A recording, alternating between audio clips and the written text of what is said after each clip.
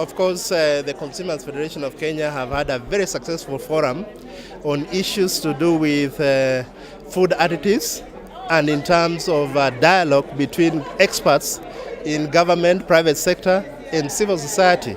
So we are looking at the safety of food additives and particularly the potential link to cancer.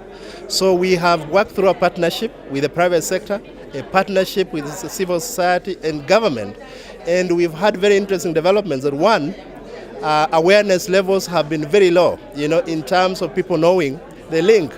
And there are lots of myths out there. For example, the fact that many Kenyans believe that cancer is caused by witchcraft, and the fact that it could be a punishment, all those kind of issues. So as a discussion, we have now a way forward.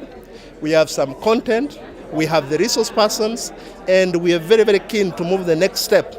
The next step is that we'll take these forums to Mombasa, to Kisumu, and other counties. We are hoping that we can be able to do at least, there's a lot of support from private sector.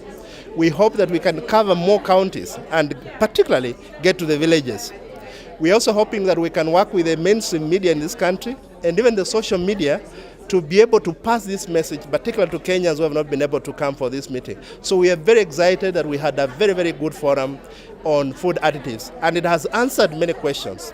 And for us, this is a classic example in which partnership with both private sector, civil society, and the government can address life-threatening issues like the link between food and cancer. I would say we are in nascent stages, they are young stages, but we had to begin somewhere. Recall that the worry for Kenyans has not been diagnosis, it has been more about treatment of cancer, for example.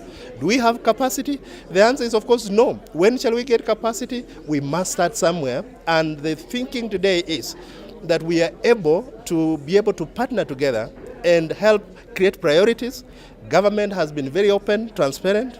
Private sector is willing to listen. We have engaged them. So we hope that is the beginning of a very exciting partnership that will definitely save lives, particularly on food and cancer.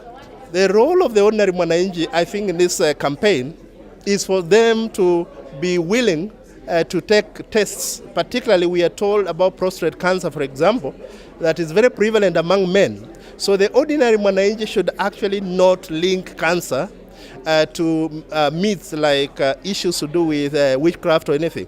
They should be able to see medical personnel. So we should expect that after this campaign, we'll have more people willing to undertake voluntary testings. And for us, as I said, this is a very exciting partnership between the academia, private sector, government, and the civil society.